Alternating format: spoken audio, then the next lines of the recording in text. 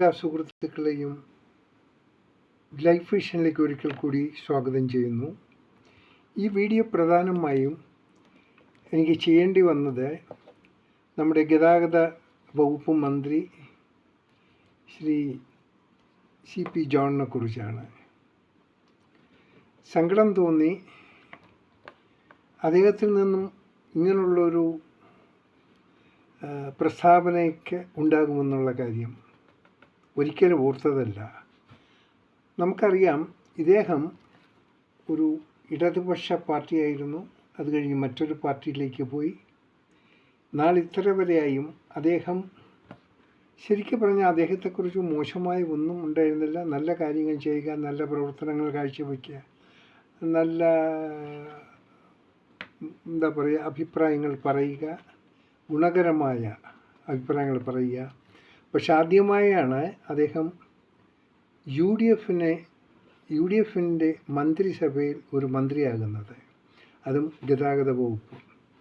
നമുക്കറിയാം, ഇലക്ഷൻ സമയത്ത് ഉള്ള ഒരു പ്രഖ്യാപനമായിരുന്നു സ്ത്രീകൾക്ക് സൗജന്യ യാത്ര നൽകുമെന്നുള്ളൊരു കാര്യം.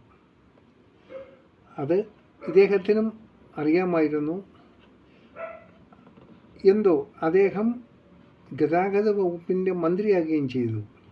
പക്ഷേ അദ്ദേഹം ആ മന്ത്രിപദത്തിരുന്നു കൊണ്ട് സ്ത്രീകളെ മോശമായ രീതിയിൽ ചിത്രീകരിച്ചത്, മോശം ഇൻ ദ സെൻസ് തിരക്ക് കൂട്ടുക, ഇടിച്ചു കയറുക, കഴിവുള്ളവരും ബസ്സിൽ കയറിപ്പിച്ചുക, പിള്ളേരെ നല്ല മുന്തിയ സ്കൂളിൽ വിട്ടിട്ട് ഇവിടെ ഫ്രീ യാത്ര ചെയ്യുക, ഇങ്ങനെയൊക്കെ ബാലിശമായ ചില പരാശ്രമങ്ങൾ ഈ പ്രസ്താവനകൾ നടത്തിയത് ഒട്ടും മന്ത്രിക്ക് പറ്റിയ ഒരു നല്ല. മന്ത്രിയോട് ഒന്ന് പറയാനുള്ളത്, താങ്കളൊന്ന് മനസ്സിലാക്കണം, നല്ല വീടും വാഹനങ്ങളും ജോലിയും എല്ലാം ഉണ്ടെങ്കിൽ തന്നെയും അവരുടെ ഇൻറ്റേർണലായിട്ടുള്ള കാര്യങ്ങൾ എന്താണെന്ന് അറിയാൻ പറ്റില്ല. സമൂഹത്തിൽ ഒരു സ്ഥാനത്തിലിരിക്കുന്നവർക്ക് എല്ലാവരോടും ചെന്ന് കടം ചോദിക്കാൻ പറ്റില്ല. എനിക്ക് ബസ് ഫെയർ വേണം, ഒരു 100 രൂപ വേണം എന്ന് പറഞ്ഞാൽ ആത്മാഭിമാനമുള്ളവർ ആർക്കും ചോദിക്കാറില്ല. കാരണം അവരുടെ ബുദ്ധിമുട്ടുകൾ, പണക്കാരായിരിക്കാം, എന്തെങ്കിലും നഷ്ടങ്ങൾ സംഭവിച്ചിരിക്കാം, ബിസിനസ്സിൽ വളരെ അപ്സെറ്റായിരിക്കാം, പല കാര്യങ്ങളുണ്ടാകാം. അതെല്ലാവരോടും പറയാൻ പറ്റില്ല. അപ്പോൾ നമ്മൾ കാണുന്നവർ നല്ല കഴിവുള്ളവരാണെങ്കിലും ഒരുപക്ഷെ അവരുടെ പേഴ്സിൻ്റെ അകത്ത് 100 രൂപ കാണില്ല. ഇതെല്ലാവർക്കും പറയാൻ പറ്റില്ല. അഭിമാനത്തിന് വരുന്ന ഒരാളോട് 100 രൂപ വാങ്ങുന്നതിൽ എത്രയോ ഭേദമാണ് ഗവൺമെൻറ് കൊടുക്കുന്ന ഒരു വാഹനത്തിൽ, ഫ്രീ വാഹനത്തിൽ ഒന്ന് യാത്ര ചെയ്യേണ്ടി വരുന്നതിൽ ഒരു കുഴപ്പമില്ല. I appreciate. അങ്ങനെ പലരും സമൂഹത്തിലുണ്ട്. പക്ഷെ മന്ത്രിക്ക് ആ ഒരു കാഴ്ചപ്പാടിനെ കുറിച്ച് അറിയില്ലായിരുന്നു. എന്തായിരുന്നാലും മന്ത്രിയോട് പറയാനുള്ള, ഗതാഗത മന്ത്രിയോട് ദയവ് ചെയ്ത് ഇങ്ങനെയുള്ള ഈ സംഭാഷണങ്ങൾ ഒഴിവാക്കാൻ ശ്രമിക്കുക. എന്തെങ്കിലും സംസാരിക്കണമെങ്കിൽ ഒന്ന് ഹോംവർക്ക് ചെയ്യുന്നത് നന്നായിരിക്കും. വളരെ അബദ്ധമായിപ്പോയി. വളരെ 10 വർഷം കഴിഞ്ഞ് വളരെ ബുദ്ധിമുട്ടി ആ പോയ കാലത്തെ ഭരണത്തിൽ നിന്ന് ജനങ്ങൾ മടുത്താണ് UDF ഗവൺമെൻറ്റിനെ ഇതിൽ അധികാരത്തിലെത്തിച്ചത്. അതേ അധികാര കസേരയിൽ ആ UDFിൽ ഒരു മന്ത്രിയായിരുന്നു കൊണ്ട് ഇപ്പോഴത്തെ പ്രതിപക്ഷം ആരോപിക്കുന്ന ചില ആരോപണങ്ങളൊരു ചൊവ്വയുണ്ടായിരുന്നു ഈ സ്ത്രീ പരാമർശം. അത് ഒരിക്കലും ഉണ്ടാകാൻ പാടുള്ളതല്ലായിരുന്നു. Anyway, happen is happen. എന്തായിരുന്നാലും ഗതാഗത വകുപ്പ് മന്ത്രിയോട് പറയാനുള്ളത്, നിങ്ങൾ ആ സ്ഥാനത്തിരുന്നുകൊണ്ട് ശരിക്കും പറഞ്ഞാൽ അതിൻ്റെ സർവീസിനെ വിപുലീകരിച്ച് സ്ത്രീകൾക്ക് മാക്സിമം സൗകര്യം ഉണ്ടാക്കി കൊടുക്കേണ്ട അതാണ്. അതിൽ ആരും വന്ന് യാത്ര ചെയ്യട്ടെ. അത് ഏത് കാറ്റഗറീസ് ഒന്നും നമ്മൾ അന്വേഷിക്കേണ്ട കാര്യമില്ല. ഇഷ്ടമുള്ളവർ യാത്ര ചെയ്യുന്നു. യാത്ര ചെയ്യുന്നവർ അത് പണക്കാരാണ്, അവരെന്തിനാ ഈ ബസ്സിൽ വന്ന് കയറുന്നത് ഒരിക്കലും പറയാൻ അതത് നല്ലൊരു കാര്യമല്ല. വളരെ മോശമായിപ്പോയി.